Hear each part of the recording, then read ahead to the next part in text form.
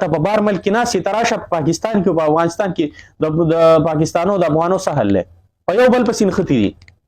ستا د لاسه د پاکستاني او د افغاني د یو بل سره نه لګي ته خو راشه د پاکستان کې وګوره افغانستان ته لاړ شه د پاکستاني او د افغاني د یو بل ګریوان ته لاسه چې ستاسو د لاسه السلام علیکم ملګرو ما د رحیم صدیقي پسې یوه ویډیو کړې وه او دی په هغې باندې بالکل کیله شو نو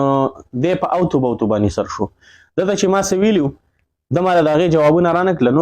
نورې څه وایي اوتې بوتې وایي نو زه تاسو باندې د ده خبرې اورم بیا زه دله جواب ورکوم دا د افغانانو دشمن دی دا د پاکستانیانو دشمن دی بلکې دا د پښتون قوم که د افغانستان دی او که د پاکستان دی دا سړی دشمن دی دا ځکه چې دا پاکستان او افغانستان دواړه طرف ته پښتانه جنګي د ده خبرې لږې واورئ بیا راځم دله زه بیا جواب کوم د ده خبرو د دې بیا په زول بکواس کړی دی د دغې جواب زه ورکوم حقیقت رښتیا لږ ځان ټینګ کوه څه په ما باندې فتوې سره ورکوه چې ستا ایمان کې فرق دی ته راشه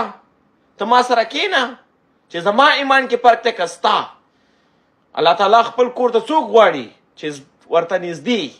زه ورته نږدې وم زه یې عمرې ته وغوښتلم ستا مخ ته وګوره او زما مخ ته وګوره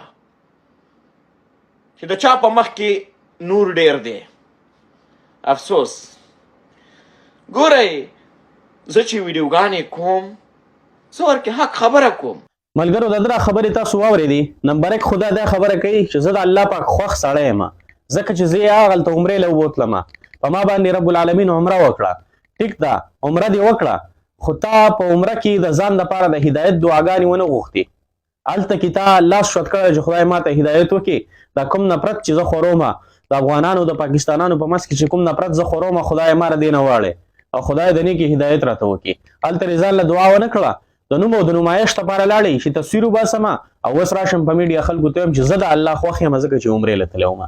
دا خو دې ریاکاري وکړه صحیح ده بله خبره دا ده چې ته زه د الله په خوښ یم عمرې له بوتلم ما هلته عمره وکړه بیت الله شریف مې ولیدو نو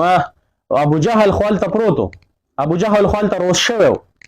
هغه خو ایسته هلته دیره و نو ته به څه وایې چې دا د الله په خوښ و ته وایې زه د الله په خوښ یم ټیک ده ته به د رب العالمین خوښې هغې کې مونږ دغه نه کوو ځکه چې د انسان پته نه لګي چې څوک د رب العالمین محبوب دی خو ستا شکل ته چې مونږ ګورو نو څه ویم که ته رب العالمین خوښې ځکه چې ستا دا شکل دا تا د انګریزانو جوړ کړی دی ستا په شکل باندې د رسول الله صلی الله علیه وسلم سنت نشته دی بله ته مونږ ته دا خبره کې چې یاره زه د الله خوښ یم او تاسو د الله پاک نه یې خوښ ځکه چې زه خپل کور ته غوښتی وم ته هلته یو پیر لاړې او مونږ د رب العالمین په کور کې پراته یو دلته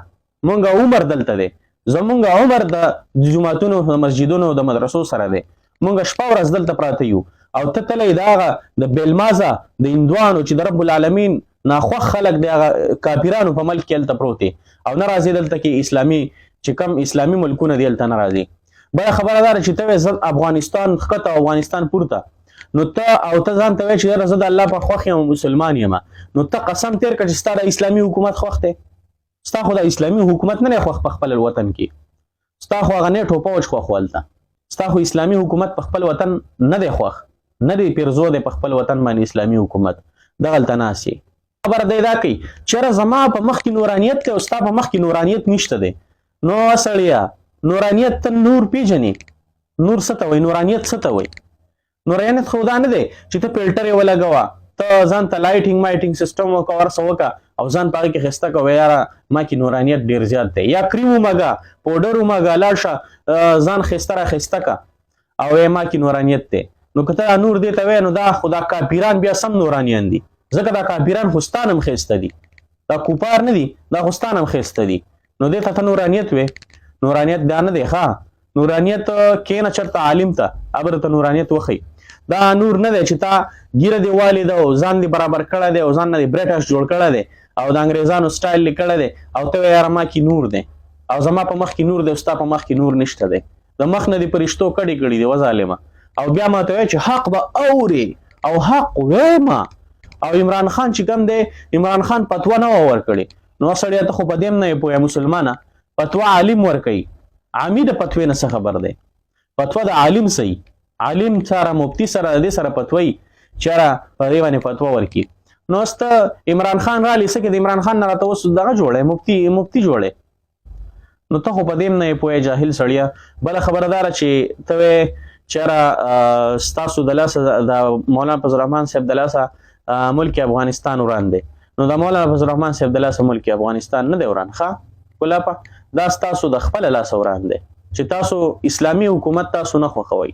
ستاسو اسلامي حکومت نه خوښ، نفرت خوروئ، د دوو مسلمانان جنګوئ، تاسو دوه ملکونه د دوه ملکونو پښتانه تاسو جنګوئ. دلته په بار ملک کې ناستې ته راشه په پاکستان کې او په افغانستان کې د پاکستانو د افغانو څه حل دی؟ په یو بل پسې نښتي دي. ستا د لاسه د پاکستاني او د افغاني د یو بل سره نه لګي. ته خو راشې د پاکستان کې وګوره، افغانستان ته لاړ شه، د پاکستاني او د افغاني د یو بل ګریوان ته لاسه چې لاس تاسو د لاسه دغلته ناستې د کرکټ په سر باندې او د نور د مردارو په سر باندې تاسو دا پښتانه یو بل سره وجنګول، دا پښتانه د یو بل سره جنګوئ.